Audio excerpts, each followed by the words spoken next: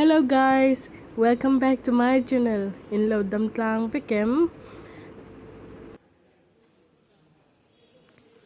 Vừa into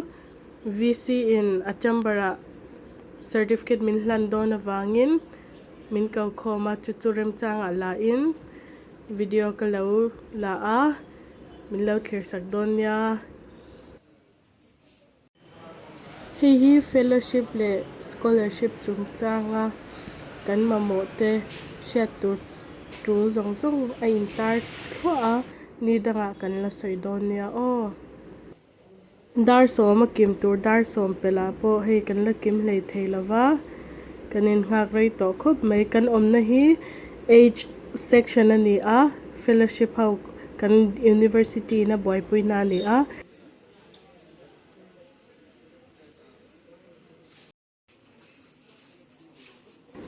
som le chan vea kan chhuak thei sha me chuanin a bul lok hi VC chamber chu ani a ma se in nga khom te angai awangin ti hian kan kal khom le ani a hi VC chamber chu ani a VC hi alo la kal lawa chu ti chung chuan kan hming in zia dan in to tin min din tir ka chuanin ke hi north east atang ke ma chau ka kalani chu chuanin he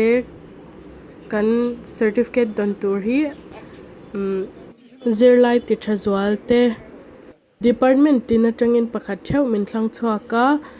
vanei zinga ka tel ve hlau maya chuanin vo in hian VC hian appreciation certificate min hlan don ani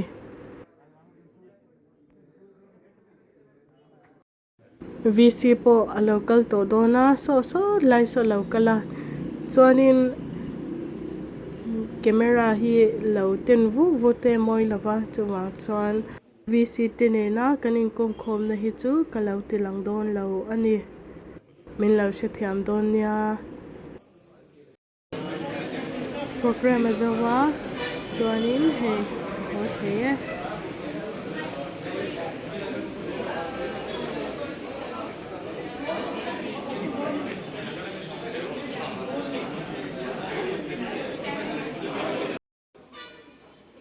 nak peer team te min visit dona zanlama kan university campus po moi taka chayani a karan tilang veang o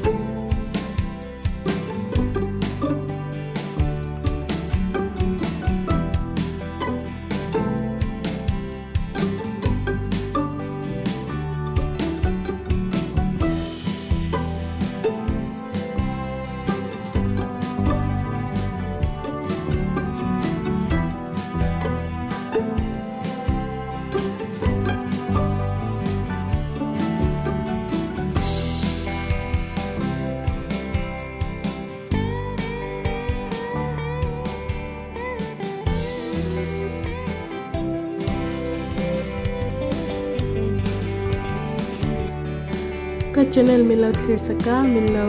ngai hlut sak thin tu te in zavaia chungah kalawm next video kan in hle chal dang ya. Thank you for watching guys. Bye.